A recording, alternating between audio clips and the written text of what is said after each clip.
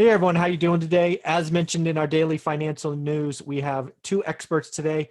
And what better person to have than an estate attorney?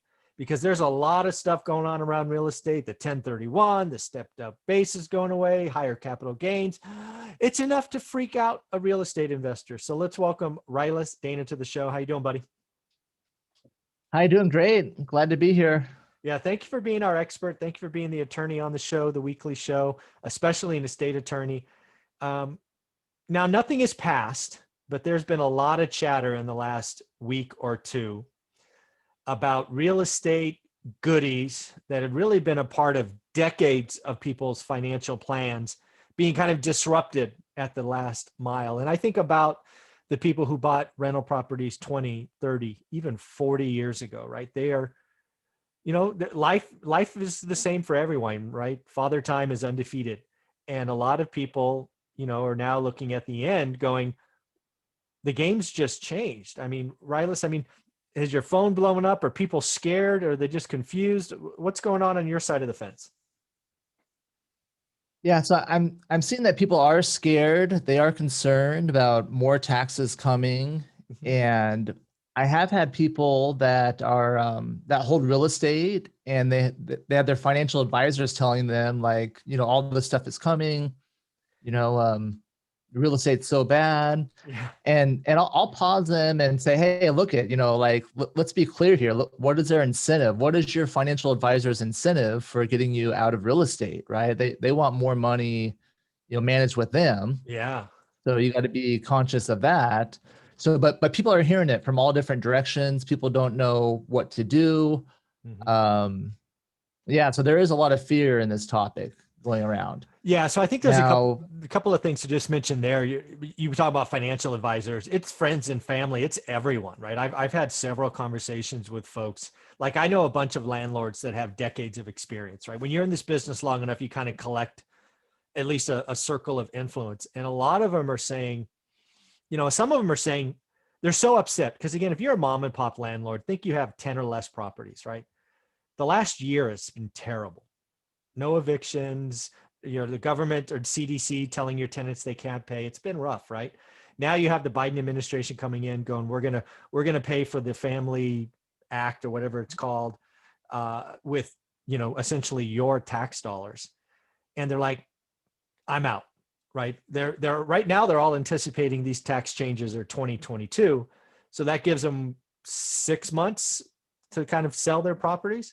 So there are some of them that are already listing their properties because they're not going to wait. And that might be a rash decision, but at least it's a decision, I guess.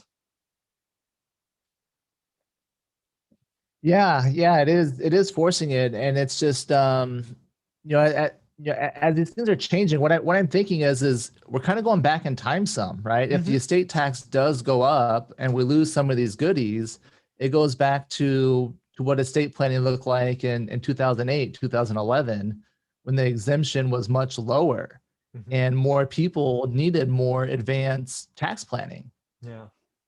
Yeah. Let me ask you So about it, that because you serve clients across the wealth spectrum.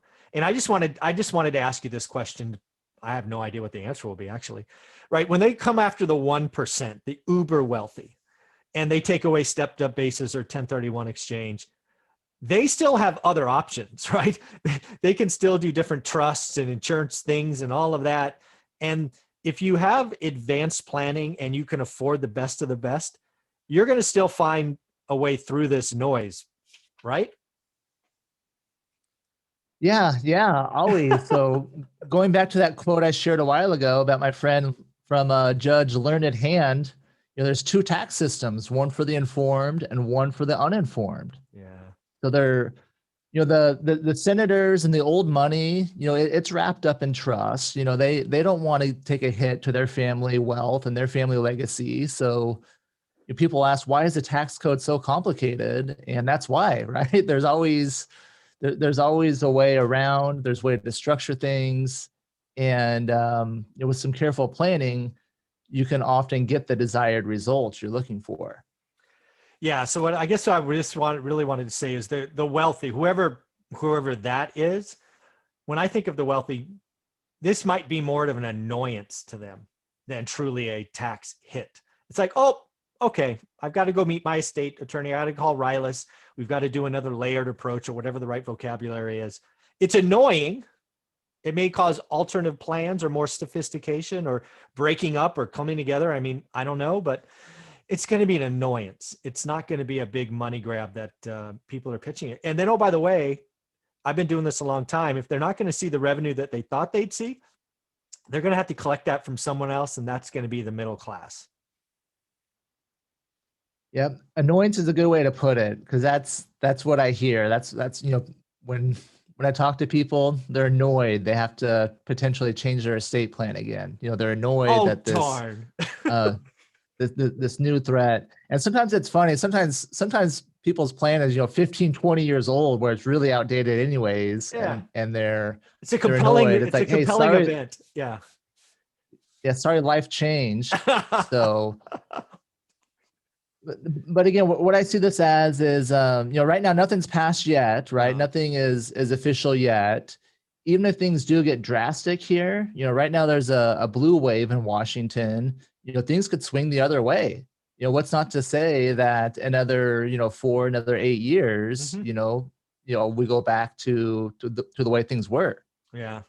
So yeah, I think there's really two things that happen in this, right? Again, like you said, the quote was, there's one for the informed and uninformed. I think the informed, they talk to their state attorneys, they're annoyed, they pay a little bit more in fees, but they're negligibly impacted. And then there's the uninformed, like where I even put myself in, and I'm like, well, I just won't sell, right? If you don't sell, no big deal. yeah, so it may change behavior some, because that's part of it, where maybe you're more inclined to hold. Yep. Without 1031s. So maybe you're more inclined to hold. Yeah, so it might change behavior that way. Yeah. Now, the other thing too we can talk about is it may change how you sell, right? Ah, yes. So instead of selling for cash, Mm-hmm. this is going to make seller financing more valuable, I would say, or more attractive. Yeah, you know what? We're gonna blow into seller financing in another episode, because I think you're absolutely right. Seller financing is going to be if you have to sell because of life events or whatnot, I think seller financing is going to be the way out, because again, taking a lump sum of cash is going to be punitive for folks. So we'll do a second episode on that. So I want to go back to just one more run through of the changes, just to figure out level of impact. And I know they all work together, but when you as an estate attorney think about these three things, let's try to put it on a scale of 0, no impact, and 10, like Armageddon. That's the scale, right? So stepped up basis, assuming the stepped up basis went away entirely, where would that fall in the impact of estate planning? 0, no impact, and 10, Armageddon. Where would that one be? I would say probably around 7 or 8. I'd put it up there. Yeah. And here's why I put it so high. So the reason I put it so high, and then I'll tell you why I came back and why it's not a 10. So the reason I put it so high is it's an accounting nightmare. You can appreciate that. People don't keep track of this, right? Yeah. How many landlords were, have been doing improvements for years, held properties for years, and they don't have good records of what their basis is. Yeah. So then they pass away, and it comes down to the estate attorneys, doing the estate tax return to figure out what the basis is, what you can prove as a basis, right? Right. It's what you can prove. So yeah, exactly. Now the reason it's not a 10 is I feel like basis and income tax, that's been on my radar for a while. Now, when the estate tax exemption went so high, when it went to 5 million, then 10 million, not many people had an estate tax issue anymore. So it became more important to make sure that the kids inheriting the assets don't pay income taxes. That we get them another step up in basis. Mm-hmm. Okay. So basis has been a big part of the planning, but I feel like a big problem is just the accounting of it. Yeah. If they limit it to whatever it is, $500,000 a year, and then there's an estate with a couple of million in real estate. Yeah. Then we have to decide. I don't know exactly how it will be, but that weird year with no estate tax, I think it was 11 or 12. Yeah. I think they limited the step up in basis to $1 million. Oh, So you could step up a total of $1 million for the estate. yeah. And I remember it was a pain, seeing what, if they had records and all of that, Yeah. then deciding where you want to allocate that step up to versus what assets you don't want to get a step up. Yeah. So Yeah, it'll be interesting. Okay, so that's it. I think that's right. A 7 or 8. I think that's probably where I would have guessed. All right, next, let's just assume that 1031 goes away. We'll get rid of the $500,000 limit. All that. Let's just assume for easy comparison, the 1031 exchange is no longer available, at least under the current administration. 4 to 8 years. Where is that on the kind of same scale? So in my world, that's a lot lower. I'd say that's like a 4 or 5 Okay. as far as like estate planning. Okay. This audience knows what a 1031 is, right? This channel knows what a 1031 is, Mm-hmm. but the general public, they might not realize that they can, roll those gains into another property. Yeah. If they have, maybe one house that they inherited that they've kept as a rental, they might not be aware of that at all. Yeah. Yeah, I think that's right. I definitely would put it under a stepped up basis. I think loss of the 1031 just slows transactions. I researched a number this morning. According to National Association of Realtor, and again, the number could be biased, but that's my only data source. 12% of real estate transaction involved one side of a 1031 exchange. So I think what happens is you just have less transactions. I just think people hold longer. Okay, now higher capital gains. Let's assume it doubled from 20 to 40% for folks. Where does that fall on the 0 to 10 scale?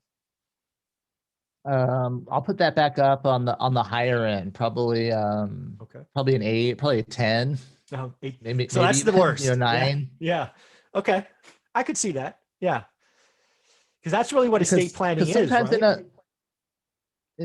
Sometimes in now I don't necessarily do this level of planning, but like the nursing home planning, right? Mm-hmm. When you have someone that needs to go into a nursing home, when they're trying to liquidate assets, to get below a certain level, mm-hmm.